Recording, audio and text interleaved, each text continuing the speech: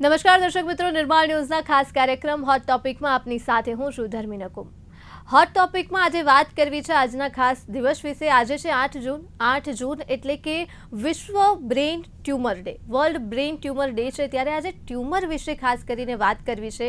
સામાન્ય રીતે આપણે જે સામાન્ય બીમારીઓ હોય છે તેના વિશે ખૂબ વિગતવાર જાણતા હોઈએ છીએ, શું કરવું શું ન કરવું, પણ જ્યારે વાત આવે બ્રેન ટ્યુમરની તો ચર્ચાઓ પણ ખૂબ ઓછી થતી હોય છે અને સામે જો આપણે જોવા જઈએ તો તેના વિશે જાગૃતતા પણ ઘણી ઓછી છે।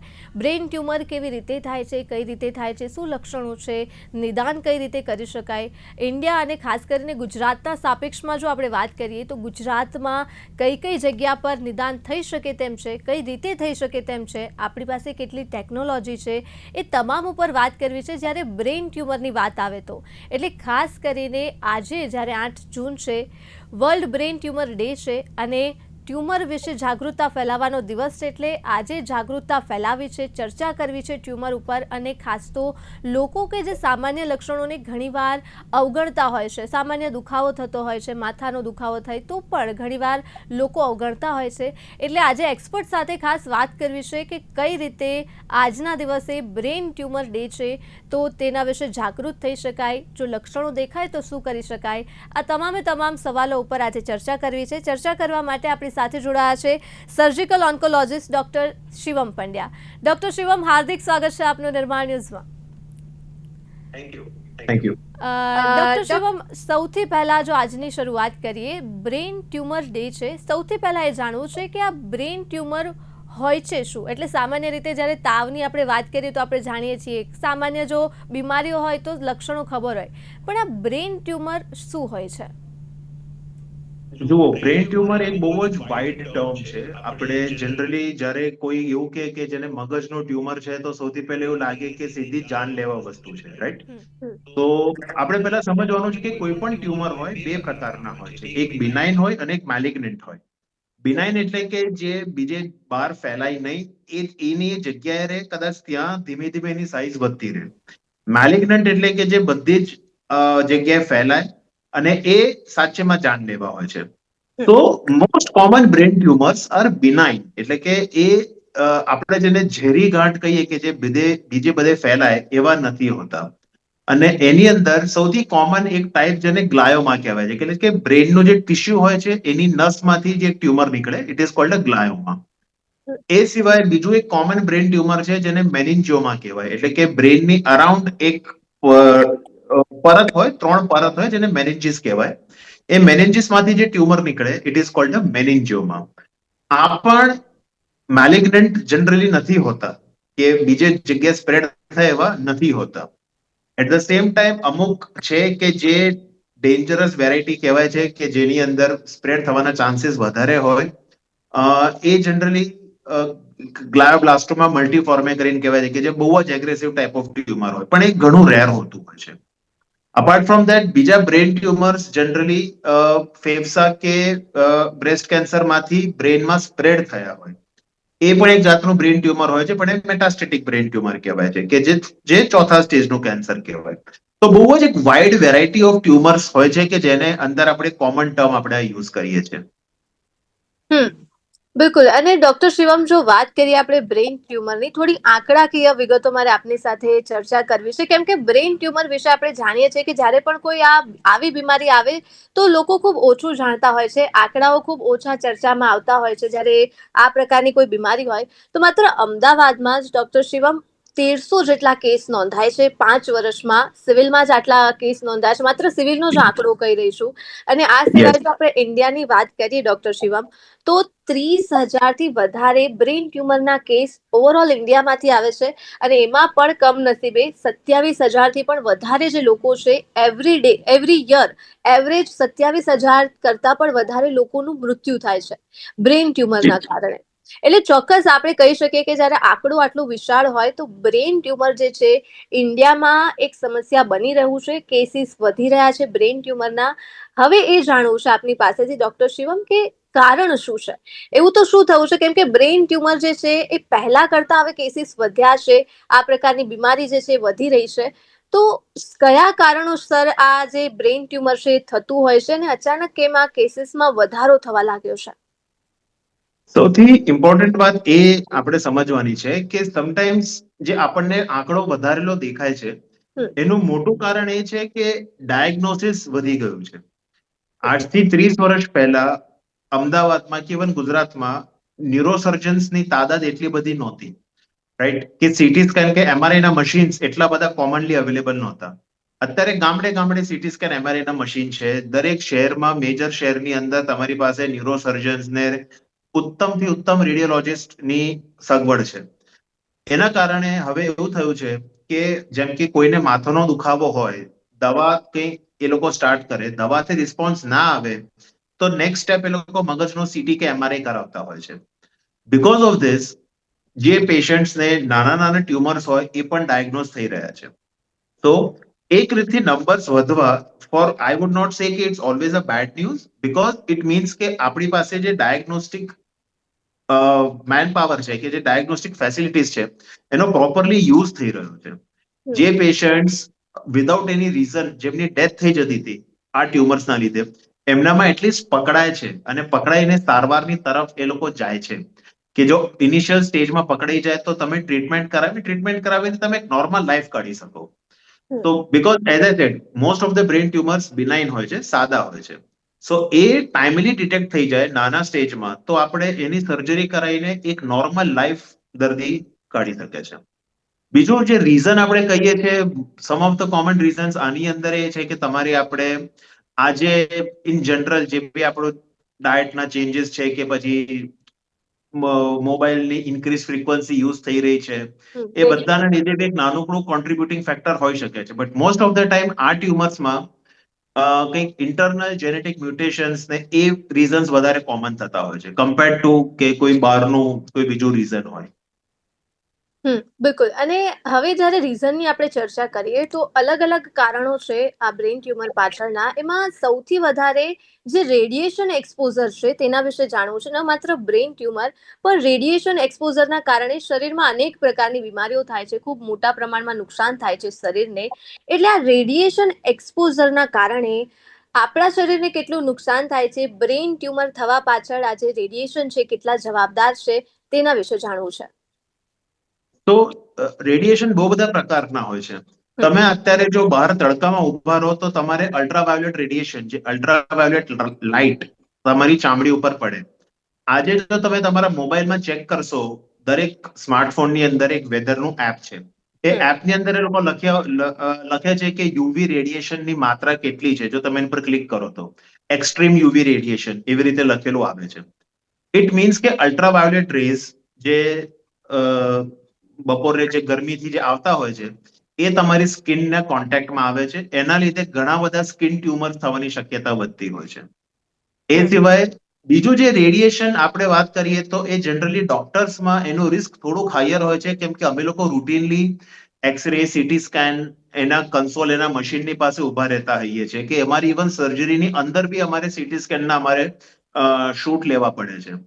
તો એવાની અંદર there is a high risk કે તમારી થાઇરોઇડનું કેન્સર થઈ શકે છે. અમે થાઇરોઇડની શીલ્ડ અહીંયા યુઝ કરીએ જ્યારે ઓટીમાં અમે એક્સરે નું શૂટ કરતા હોઈએ. હા, એ સિવાય બ્રેન ટ્યુમરનું એક માઇલ્ડ રિસ્ક ઇન્ક્રીઝ થતું હોય છે, but it is not very significant compared to કે તમે સ્કિન છે કે થાઇરોઇડના જે કેન્સર્સની જે રિસ્ક વધે છે એના જેટલું. બિલકુલ. અને બીજું જે કારણ છે એ વારસાગત ચર્ચા થતી હોય છે. એટલે એમાં પણ ચર્ચા વિચારણા છે કે જે વારસાગત બ્રેન ટ્યુમર થાય છે તો ઘણા લોકો એવું કહે છે કે વારસાગત જો કોઈને હોય તો ચાન્સીસ ઓછા છે, ન થઈ શકે. પણ ઘણા એવી પણ દલીલો થઈ રહી છે કે વારસાગત જો તમારી આગળ કોઈને પેઢીમાં થવું હોય તો આવનાર પેઢીને જે રિસ્ક છે એ વધી જાય છે બ્રેન ટ્યુમરનું. એટલે આવી ચર્ચાઓ થતી હોય છે. એમાં હકીકત શું છે ડોક્ટર શિવમ, એ જાણવું છે કે બ્રેન ટ્યુમર જો આપણા ફેમિલીમાં કોઈને થયું હોય, આગળ કોઈ પણ સગા સંબંધીને વારસામાં, તો શું બ્રેન ટ્યુમર જે છે એ વારસામાં આવી શકે? Not always. અમુક રેર વેરાયટીઝ હોય છે, જેમ મેં પહેલા એક વાત કરી હતી કે ગ્લાયોબ્લાસ્ટોમા મલ્ટીફોર્મે છે, એ થોડુંક એનું રિસ્ક હોતું હોય છે. એ સિવાય અમુક રેર વેરાયટીઝ છે.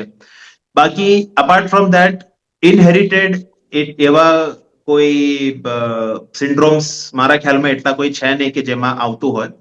અમુક સિન્ડ્રોમ્સ હોય છે કે જેમાં આખા શરીરમાં અલગ અલગ જગ્યાએ કેન્સર થાય અને એનો એક પાર્ટ હોય કે બ્રેન ટ્યુમર પણ થાય. હમ. તો એ એકદમ રેર વેરિયન્ટ હોય છે, જેમ કે અમે તો આટલા વર્ષોમાં નથી જોયા, ખાલી અમે ચોપડીમાં ભણ્યા છે. But then it is there, but extremely rare. બિલકુલ.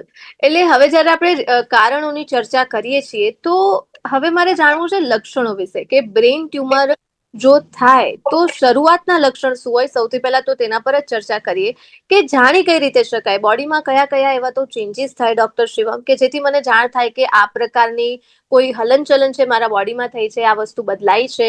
એટલે કઈ રીતે ઓળખી શકાય, સિમ્ટમ્સ શું છે બ્રેન ટ્યુમરના? સૌથી કોમન સિમ્ટમ જે લોકો કહેતા હોય છે, ઇટ ઇઝ ધ હેડેક. હમ. અમારી જે પેશન્ટ જે બ્રેન ટ્યુમર્સ ના આવતા હોય છે ત્યાં, it is the headache is the most common symptom, કે ભાઈ પેશન્ટને સિવિયર હેડેક થતો હોય, મેડિકેશન લે, ટેમ્પરરીલી ઓછો થાય બટ પાછો આવી જાય. એ સિવાય હવે મગજના કયા ભાગમાં ટ્યુમર આવ્યું છે એના ઉપરથી અલગ અલગ સિમ્ટમ્સ ચેન્જ થતા હોય છે. હવે ફોર એક્ઝામ્પલ કે મગજની પાછળ ઓક્સિપિટલ લોબ હોય છે, કે જ્યાં આપણે આંખનું જે આપણું વિઝન પ્રોસેસ થતું હોય. હવે એની પાસેનો ટ્યુમર હોય તો તમારે બ્લરિંગ ઓફ વિઝન, એટલે કે આંખ એકદમ બ્લરિંગ દેખાય, બ્લર્ડ દેખાય, એવું થઈ શકે છે. ટેમ્પોરલ લોબ કરીને હોય છે મગજની અંદર, એની પાસેનું ટ્યુમર હોય તો દર્દીને બોલવામાં તકલીફ પડે, સ્પીચમાં તકલીફ પડે. અમુક દર્દીઓની કમ્પ્લીટલી પર્સનાલિટી ચેન્જ થઈ જતી હોય છે ફ્રન્ટલ લોબ ટ્યુમર્સમાં, જે આપણું બિહેવિયર અને આપણી પર્સનાલિટીને ડિસાઇડ કરે છે. હવે ત્યાંના ટ્યુમર્સ આવતા હોય છે. સો ઘણી વખત એવું જોવામાં આવ્યું છે કે દર્દીઓની પર્સનાલિટી ચેન્જ થઈ જાય, કે જે માણસ એકદમ શાંત હોય તે સડનલી એગ્રેસિવ થઈ જાય. તો સમટાઈમ જ્યારે આપણે સડન ચેન્જ ઇન બિહેવિયર જોતા હોઈએ કોઈ વ્યક્તિનું, જેની સાથે એવું કે મને આની સાથે મને માથામાં પણ દુખે છે અને મને થોડું બોલવામાં તકલીફ થાય છે, મને થોડું દેખાવામાં તકલીફ થાય છે, દેન ઇટ્સ અ સાઇન કે કદાચ આપણે એક બ્રેન ટ્યુમર સાથે ડીલ કરી રહ્યા છીએ અને એ ટાઈમે આપણે એક ન્યુરોસર્જનને બતાવવું જરૂરી છે, કે એટલીસ્ટ એક સ્કેન કરાવીને આપણે એને શ્યોર થઈ જઈએ. તો આવા અલગ અલગ સાઇન્સ એન્ડ સિમ્ટમ્સ હોય છે. અમુક દર્દીઓને સિવિયર વોમિટિંગ થતી હોય છે, બીકોઝ આપણા બ્રેનમાં એક એરિયા છે કિમોરિસેપ્ટર ટ્રિગર ઝોન, CTZ. એની પાસેના ટ્યુમર્સ હોય તો ત્યાં પ્રેસ થાય અને એના લીધે એમને કન્ટિન્યુઅસલી વોમિટિંગ સ્ટાર્ટ થઈ જાય. તો જે એરિયા અફેક્ટેડ છે એના પરથી ડિપેન્ડ કરે છે કે કયા સિમ્ટમ્સ આવે છે. But of course most common is the headache. Severe headache આવતો હોય.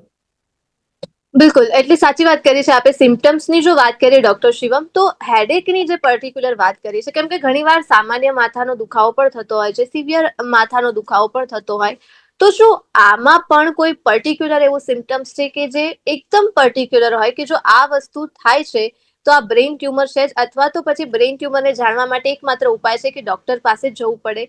એટલે કોઈ એવો શરીરમાં કોઈ પર્ટિક્યુલર સિમ્ટમ્સ કે જે ઇન્ડિકેટ કરે કે આ બ્રેન ટ્યુમર જ છે?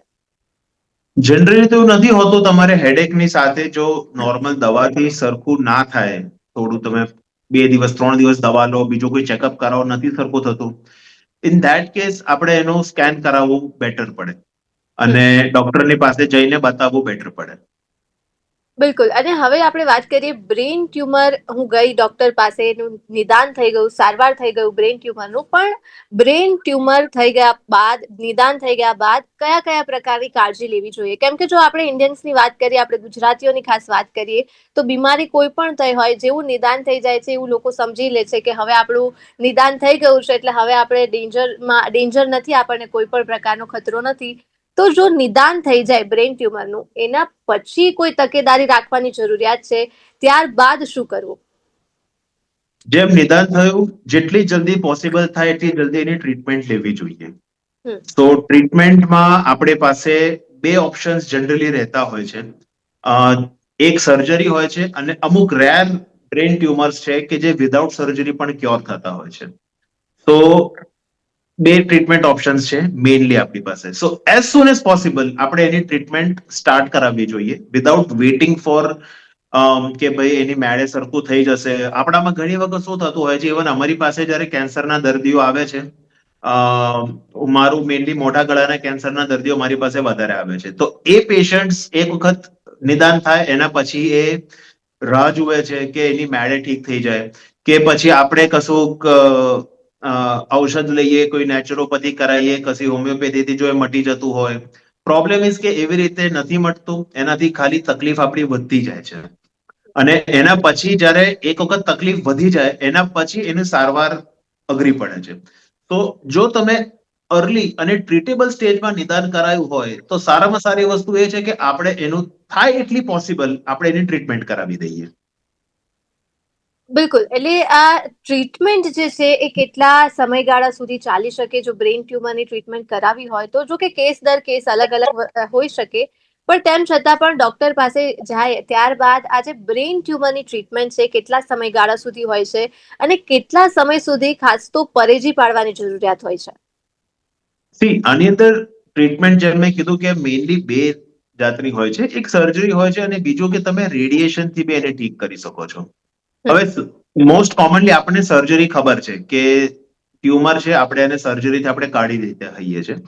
તો ન્યુરોસર્જન જે છે એ આની ટ્રીટમેન્ટ કરતા હોય છે અને આના પછી કેટલું વખત જનરલી અઠવાડિયું 10 દિવસમાં મે બી સરખું થઈ જ જતું હોય છે. પરેજીમાં એ હોય છે કે જેમ જે બી ન્યુરોસર્જન કે એવી રીતે આપણે વાત એની પાળવી પડે છે. ઘણા પેશન્ટ્સને ઓપરેશનનો ડર લાગતો હોય છે કે આપણે ઓપરેશન કરાવીશું ને તકલીફ થઈ જશે તો. સમજવાની વસ્તુ એ છે કે આપણે ઓપરેશન નહીં કરીએ તો કેટલી મોટી તકલીફ થશે એ વસ્તુ જાણવાની જરૂરી છે. સો ઓપરેશન કરાવવું જો જરૂરી હોય તો એ કરાવવું જ જોઈએ without any doubt. There are some tumours કે જેમાં તમે વિધાઉટ સર્જરી પણ ટ્રીટ કરી શકો છો, જેને રેડિયો સર્જરી કે સ્ટીરિયોટેક્ટિક રેડિયેશન કહેવાય છે, કે જેમાંથી તમે કોમ્પ્યુટરમાં કે સીટી સ્કેનમાં ઇમેજ બ્રેનની ઇમેજ મૂકીને એક્ઝેક્ટ એ પિન પોઈન્ટ ટ્યુમર ઉપર તમે રેડિયેશન આપો કે જેનાથી ટ્યુમર બળી જાય. સો આ એક થોડું લેટેસ્ટ એડવાન્સમેન્ટ છે.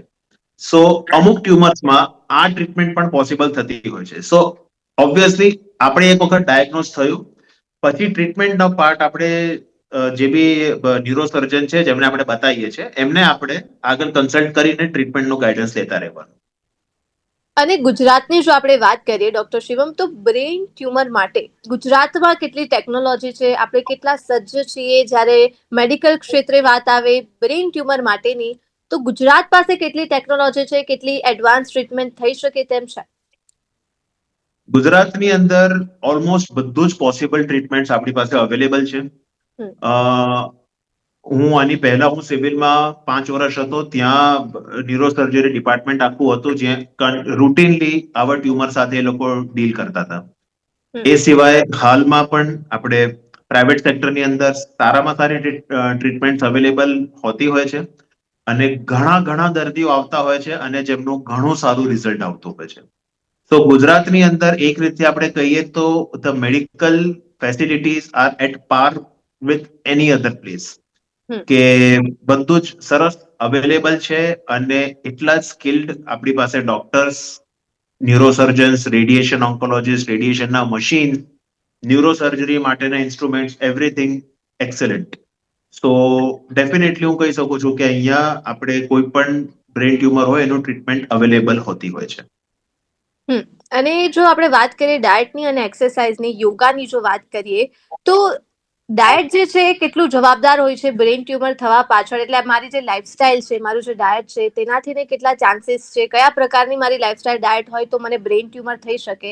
અને બીજો સવાલ કે બ્રેઇન ટ્યુમર થઈ ગયું, નિદાન થઈ ગયું, ત્યારબાદ જે ડાયટ છે કયા પ્રકારનું હોવું જોઈએ, કયા પ્રકારની એક્સરસાઇઝ કરવી જોઈએ જેથી કરીને ફાયદો થાય બ્રેઇન ટ્યુમર સામે લડવામાં? બાય એન્ડ લાર્જ ડાયટનો એઝ સચ કોઈ રોલ નથી બ્રેન ટ્યુમરના કોઝેશનમાં કે જેના લીધે થતું હોય, એઝ સચ એવો કોઈ રોલ નથી.